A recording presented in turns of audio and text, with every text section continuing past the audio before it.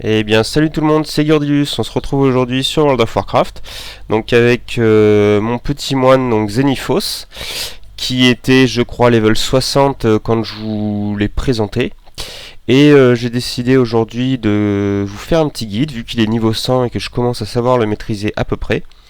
Donc, dans ce petit guide, donc, je vais d'abord faire une partie, on va dire, théorique. Et donc ce sera l'épisode 1, ce sera une partie théorique où je vais vous expliquer les différents talents, glyphes et tout ça. Bon, après cet épisode, je ferai un épisode ou voire deux pour présenter vraiment le gameplay un peu du personnage. Premièrement dans un donjon, deuxièmement peut-être dans un raid, donc soit en LFR, soit en normal. Donc je vais couper la recherche de donjon parce que sinon ça va nous embêter. Donc on va partir déjà sur les différentes caractéristiques. Donc tout d'abord, la première caractéristique, c'est bien sûr l'agilité, comme vous voyez ici. Ensuite, en mono-cible, là je pars en mono-cible, il nous faut de la frappe multiple, du coup critique, c'est bien sûr c'est dans l'ordre de priorité, du coup critique, de la polyvalence et de la maîtrise. Voilà. Donc ensuite en multi-cible, c'est la hâte qui passe en premier. Après frappe multiple, critique, polyvalence et maîtrise. Bon ensuite, si vous avez les moyens, vous pouvez enchanter votre équipement. Donc moi j'ai enchanté, bon il me reste le pendentif à enchanter, mais sinon c'est tout enchanté en frappe multiple. Donc là regardez, enchantement frappe multiple plus 10% la vitesse. La marque du Lugiv, donc quelquefois ça entraîne un bonus de 500 à la frappe multiple. Et je crois, ah oui, si, l'anneau avec plus 50 frappes multiples. Donc si vous n'avez pas les moyens, il y a un truc aussi qui est pas mal, même si vous n'avez pas le métier, c'est le cabinet d'enchanteur. Donc vous voyez, ça c'est quelque chose qui est plutôt pas mal pour ceux qui n'ont pas trop les moyens. Vous voyez, vous pouvez enchanter pas mal de choses. Bon, bien sûr, là, vu que c'est un reroll, le personnage, j'ai pas encore tout débloqué. Mais il y a tous les enchantements sont présents. Après, donc, je vais passer au talent. Donc les talents, moi j'ai choisi la soif du tigre. Bon, je sais pas si c'est le meilleur choix, mais j'aime pas mal. Donc ça augmente la vitesse de déplacement de 70% pendant 6 secondes. Après on a onde de chi. Donc c'est en fait c'est une petite bouboule là qui part et qui fait du mal aux ennemis et qui nous rend en même temps de la vie. Après brassage du chi, donc ça c'est plutôt pas mal quand alors, comme ça vous pouvez augmenter votre chi. Donc le chi en fait c'est l'énergie nécessaire pour réaliser vos attaques. Donc ça génère 2 charges de chi, donc voilà. Donc et ça génère aussi des infusions d'œil du tigre. Donc les infusions d'œil du tigre en fait ça augmente les dégâts infligés et les soins prodigués de 6% par charge pendant 5 secondes. Donc c'est vraiment hyper bien. Ça c'est, faut toujours quasiment avoir une infusion d'œil du tigre qui soit active quoi. Après on a balayement de jambes, donc ça c'est classique, hein, c'est pour renverser tous les ennemis à moins de 5 mètres. Diffusion de la magie, ça c'est aussi sympa, ça réduit les dégâts magiques subis de 90% pendant 6 secondes, donc ce qui est plutôt bien.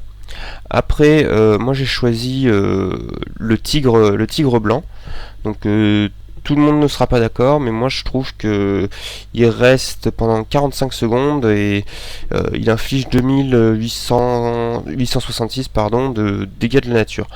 Donc moi j'ai choisi celui-là parce que je pense qu'au niveau DPS c'est le plus rentable. Et enfin, le plus important, sérénité.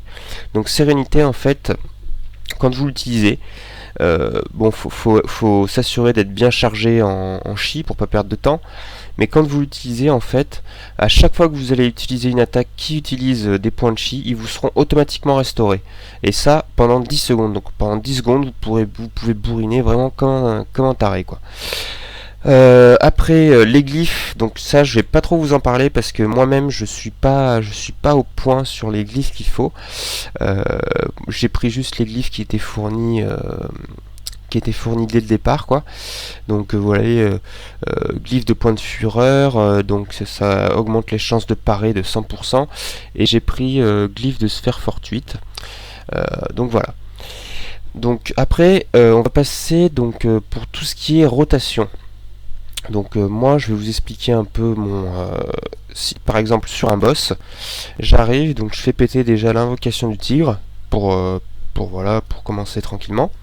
Ensuite j'envoie 2 brassages du chi, je lance une infusion d'œil du tigre, je lance une pomme du tigre, et ensuite je balance sérénité. Et après je balance un coup de pied du soleil levant, et après je spamme vraiment la touche du voile noir. Et si, bon là j'en ai pas, mais si vous avez des potions d'agilité dranéique, vous voyez, augmente votre agilité de 1000 pendant 25 secondes, c'est bien aussi de la lancer avant ou pendant le pool, quoi. Donc après ça, une fois que j'ai la sérénité qui est retombée, donc je balance un coup direct. Dès que je peux, je lance point de fureur. Bien sûr, j'utilise onde de chi dès que possible. Dès que possible, j'utilise onde de chi. Et pomme du tigre aussi, hein. Ça c'est important, faut toujours vérifier que pomme du tigre soit actif. Qu'est-ce que je peux dire d'autre? Ça aussi, toucher du karma dès que vous pouvez, vous le balancez. Boisson fortifiante, c'est assez utile quand vous êtes à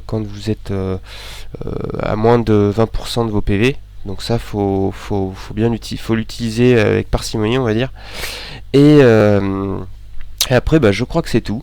Donc une fois arrivé, là, cette attaque, là, le toucher mortel, donc une fois arrivé à 10% de ses points de vie, le boss, vous pouvez lui faire une attaque du toucher mortel qui a un très gros DPS. Je ne saurais pas vous dire combien, mais je vous montrerai ça dans le prochain épisode, où je vais vous faire une petite démonstration du moine en pleine action, quoi.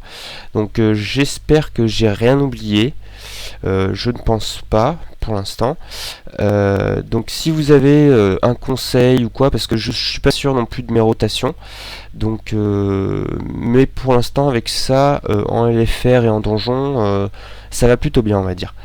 Donc voilà, c'est la fin de cette vidéo, j'espère qu'elle vous aura plu, et n'hésitez pas donc à commenter, à liker, enfin faire ce que vous voulez, ça me fera très plaisir. Donc voilà, à plus tard pour un nouvel épisode, salut!